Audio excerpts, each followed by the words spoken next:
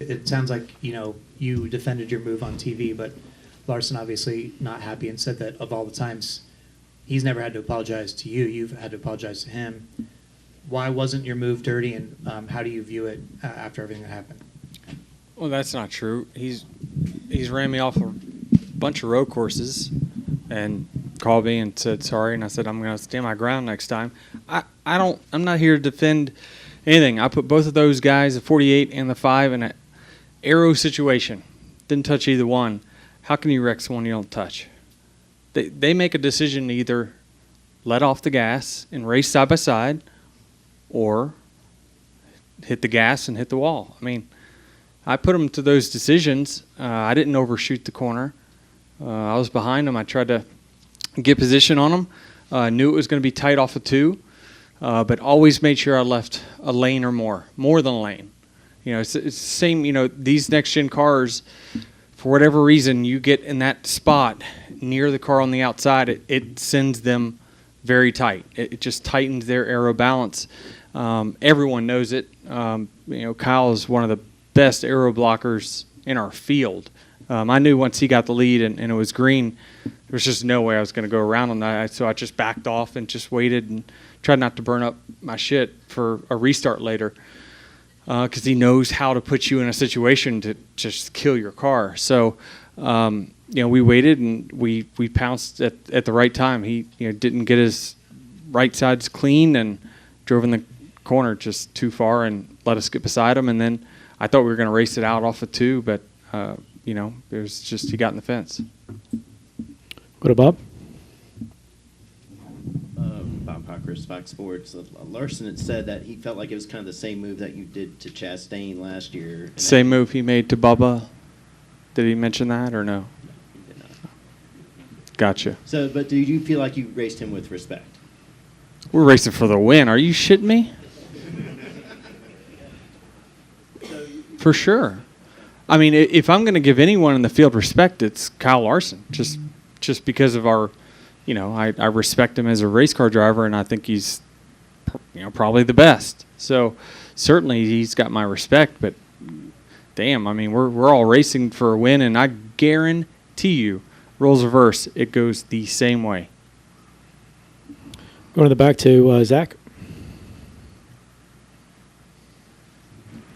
Zach Sterniello, NASCAR.com. Denny, you were talking about, I guess, just the relationship between you and Kyle. You guys have had run-ins in the past. How does it affect anything away from the racetrack? We really haven't. You're kind of blowing that up. That's not true. We've not had run-ins. I got in the back of him at Atlanta trying to push him. That's in a draft. We're drafting. So that was a draft gone bad. And then we're racing, once again, racing for the win at Kansas, and he gets in the fence, comes off the fence, and I tag him in the left rear. I get it. I know you guys are trying to go with this, but I've been on the shit end of so many of these results, and I am definitely, when it comes to getting 50 for me, 600 for Toyota, I'm going to make sure that I drive as hard as I possibly can, and respectful. That's why I left him more than a lane off of turn 2. That said, when you hit those milestones today, but you get out of the car and the crowd reaction is what it is. Did you hear intros or no? I did. I didn't do anything before the race. Fair enough. Well, let's go in the middle here. I'm not trying to harp on this, but I want to give you a chance to address it. Okay. So on TV, they did feel like there was contact. So once you go back and look at the replay, if it does turn out in your view there's incidental contact, does that change anything about how you felt about the incident? Is that still going for the win? Well, it's obviously still going for the win. And, we've seen the rules in going for a win. Let's take this incident out. The rules of going for a win has changed in the last 10 years. You've been covering the sport for a really, really long time. And, it's just different. People are just like, well, it's what I had to do. That's what you hear, right? I didn't have to, but I had to race hard for a win. Was I going to let off and give them all this extra room? Absolutely not. No way. I wanted to race side by side because I earned the spot of getting beside him. I don't feel like there was any contact. I'm pretty confident in that. I could be wrong, though, because I'm on the other side of the car, and at the time I didn't see his nose, and I was gassing up to try to clear him. So from what I saw, I ran up into the middle lane, and after that, we ran really close to each other, and he got it in a aero-tight situation that made his car take off, and that was it. We'll go back to Davey. But it's hard racing. It's not certainly nothing intentional. I think the best way to win them is duel it out side by side, and that's how I thought we were going to come off turn 2. Davey Siegel with SiriusXM. So Kyle was very adamant in his TV interview that you guys are still obviously friends, and his words, not mine. You race him like an asshole, but you're still friends, and he can do a good job separating the on-track stuff from the on-track stuff. He's obviously not your only friend on the racetrack that you race for wins. How do you separate the on-track from the off-track in terms of when you're racing good buddies out there?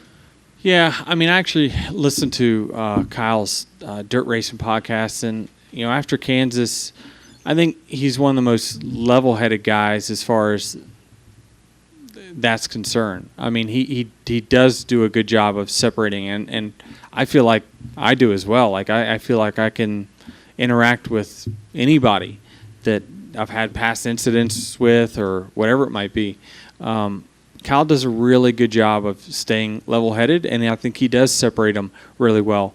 I can see from his perspective why he would say that. But in both circumstances, both drivers were racing for the win. I didn't deem either one of them dirty.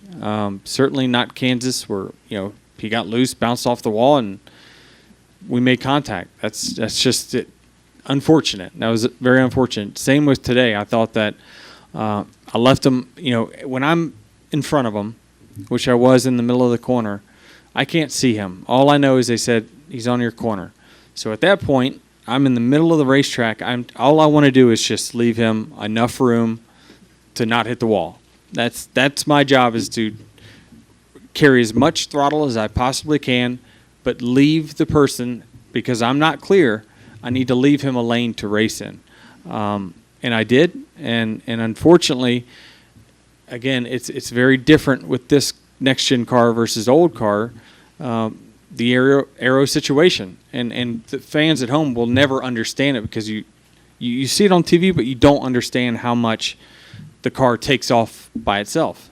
And it did, and that's just it sucks, because certainly I'd love to race them to the white flag, but largely because I respect them so much. And so I try to separate it as much as I can, and certainly if he feels as though he owes me one on the racetrack, then that's up for him to decide, and I will distinguish that differently than our friendship off the racetrack. And so you can be, what people don't understand is you actually kind of race your buddies harder than you race others. It's weird how it works out that way.